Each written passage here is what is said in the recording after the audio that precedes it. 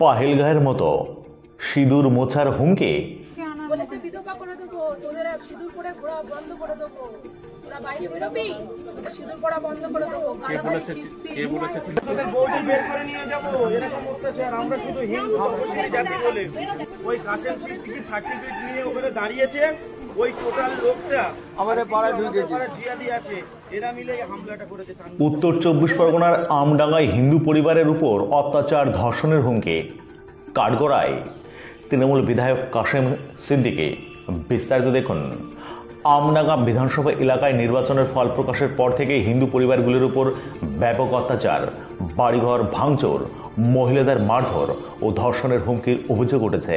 স্থানীয়রা জানিয়েছেন, তৃণমূল কংগ্রেস প্রার্থী কাসেম সিদ্দিকীর জয়ের পর এই ঘটনাগুলি শুরু হয়েছে। অনেক হিন্দু যুবককে হত্যার হুমকি দেওয়া হয়েছে বলে অভিযোগ। ভয়ে অনেকেই এলাকা ছেড়ে পালিয়ে গিয়েছেন। আমডাঙ্গার বিভিন্ন গ্রামে বাস করা হিন্দু পরিবার, বিশেষ করে তপশিলি সম্প্রদায়ের মানুষজনেরা জানিয়েছেন, জয়ের পর থেকেই একদল লোক তাদের বাড়িতে হামলা চালিয়েছে। ঘরের দরজা জানলা ভাঙা হয়েছে, আসবাবপত্র লণ্ডভণ্ড করে দেওয়া হয়েছে, মহিলাদের শারীরিক নির্যাতন করা হয়েছে এবং ধর্ষণের হুমকি দেওয়া হয়েছে।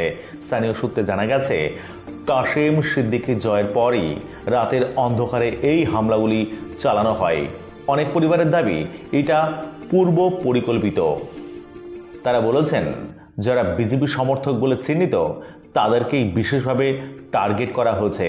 কয়েকজন যুবক ভয়ে এলাকা ছেড়ে অন্যত্র চলে গিয়েছেন। তাদের পরিবার এখনো আতঙ্কের মধ্যে দিন কাটাচ্ছে। ঘটনার গুরুত্ব বিবেচনা করে জাতীয় তপশিলি কমিশনের এক সদস্য আমডাঙ্গায় সরেজমিন পরিদর্শনে আসেন। তিনি আক্রান্ত হিন্দু পরিবারগুলির সঙ্গে কথা বলেন, তাদের অভিযোগ শোনেন এবং প্রয়োজনীয় ব্যবস্থা নেওয়ার আশ্বাসও দেন। তবে সমস্ত অভিযোগের তীর তৃণমূল বিধায়ক কাসেম সিদ্দিকীর দিকে। এখন কি পদক্ষেপ নেয় শুভেন্দু সরকার, সেটাই দেখার। এদিকে মানবাধিকার সংগঠনগুলি বিষয়টি নজরে রেখেছে। জাতীয় তপশিলি কমিশনের প্রতিবেদনের উপরে এখন অনেক কিছুই নির্ভর করছে। দেখুন। এইসব ইট নিয়ে যদি এইসব জানলা দরজা ভাঙে, আমার বাবাটাকে আমি বাঁচাবো কি করে? আমি ভয়ে কাঁপছে। এলি এখনো জবাই করবো স্যার, জবাই করবো। কে বলছে এই কথাগুলো? আমি তো স্যার ঘর থেকে বেরোতে পারছি না, আমি দেখতে পাই।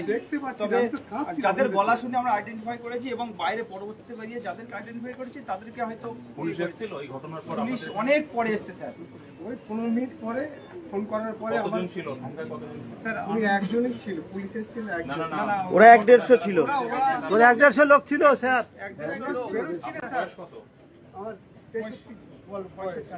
হাড়ে উনি patient sir, patient sir, sir patient, শেষ হয়ে গেছে স্যার। Patient sir. বাবা মা, আমি, আমার ওয়াইফ, বাচ্চা আমার 6 মাসের। আমি আমার মা ওই তো দিদি এদিকে আয়। ওই তো ব্যাংকের সব ভাঙচুর করছে। 6 মাসের বাচ্চা আর একটা 4 বছরের বাচ্চা। ওই বাচ্চা নিয়ে আমরা মানে সেই খাটে সব পিচ্ছাপ করাচ্ছি, মুখ চেপে ধরছি, এমন ভাবে আইসি কোথায়? আইসি কাসেম সিদ্দিকী কাদের নির্দেশে এটা সিদ্দিকী? টোটাল হয়েছে। যার কথা বলছে তাকে ইয়ে করেছে, আর মোস্তাক আহমেদের নেতৃত্বে এগুলো হয়েছে। ওনার নামে এফআইআর আসেনি? এফআইআর যার কথা বলছে তার নাম দেননি? না উনি গাড়ি করে ওদের এসেছে। স্টেটমেন্ট নিন, ওদের স্টেটমেন্ট ওর নামে এফআইআর করুন। যার কথা বলছে আমার সামনে, যার কথা বলছে সে এমএলএ হোক, এমপি হোক আর যেই হোক, নিয়মের বাইরে কেউ নয়, আইনের বাইরে কেউ নয়, কনস্টিটিউশনের উপরে কেউ নয়। তার নাম এফআইআর করুন, প্রিভেনশন অফ অ্যাট্রসিটি দিন। আপনি শুনতে পাচ্ছেন? Come here, come in front of me. ওনারা যার কথা বলছে, আপনার সামনে যে কথাগুলো বলছে, আমার সামনে যেগুলো কথা বলছে, সেগুলো অন রেকর্ড হচ্ছে। সেই কথাগুলোকে স্টেটমেন্ট অফ ভিকটিম হিসাবে নিন, নিয়ে তার এগেনস্টে এফআইআর করুন। আর আমি 2 দিন বাংলায় আছি, 2 দিনের মধ্যে অ্যারেস্ট করুন, prevention of atrocity supplementary chargesheet দিয়ে আমার সিটিও কমপ্লেক্সের ডাইরেক্টর ম্যাডামকে তার রিপোর্ট পাঠান। নিশ্চিন্তে থাকুন, আমি আছি, কমিশন আপনাদের পাশে আছে। কোন রকম এই বদমাশি বরদাস্ত করা হবে না।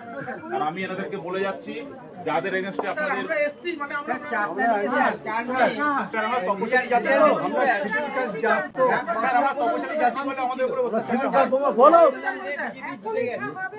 তারপরে আমরা তপশিলি জাতি একজন এই অত্যাচারটা হয় এমন ভাবে অত্যাচার মানে যখন যা হবে মানে আমাদের মন্দিরের ঘন্টা ঝুলানো আছে যে যা আসছে বাজিয়ে চলে যাচ্ছে না সেটা প্রোগ্রাম এই এলাকাটা মানে তোদের বউটি বের করে নিয়ে যাব এরকম অত্যাচার আমরা শুধু হিন্দু তপশিলি জাতি বলে আমাদের তারপরে পুলিশ এসেছিল আপনাদের সঙ্গে কথা বলেছে?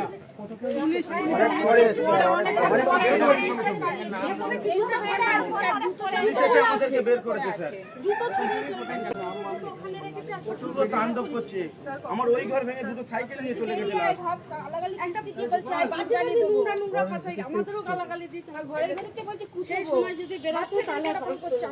আমার ছেলেকে লুকিয়ে মানে এটা হয়েছে রাত 1টার সময়।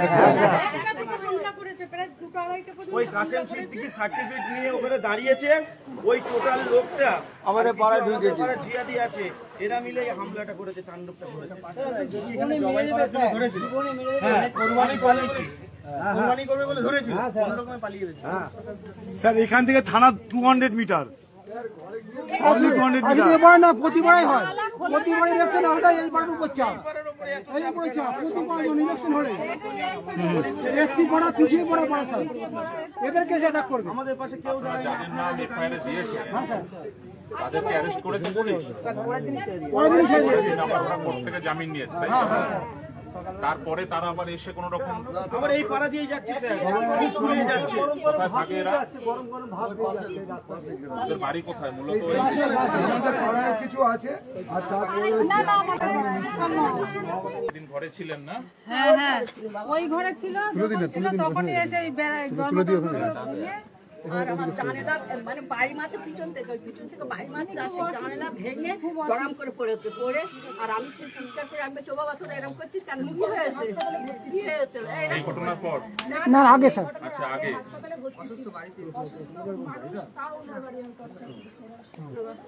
আমাদেরকে আগে বাজে গালাগালি দিয়েছে জোর হাত করছে আপনারা আমরা কি করেছে?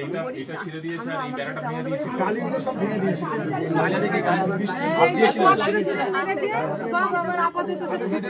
ঘরে ছিলাম তো আমি ঘরে থেকে তাড়াতাড়ি বলেছিলাম আর আমি গরম করে জানেলা ভেঙে পড়ে কি বলেছে কি বলেছে বলেছে বিধবা করে দেবো, তোদের সিঁদুর পরে ঘোরা বন্ধ করে দেবো, তোরা বাইরে বেরোবি তোদের সিঁদুর পড়া বন্ধ করে দেবো। কে বলেছে?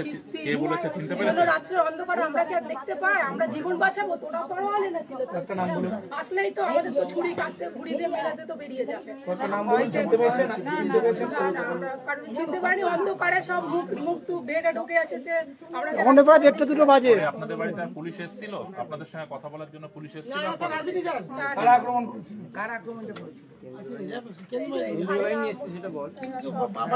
সবাই এসে আমাদের উপরে মুসলমানরা হ্যাঁ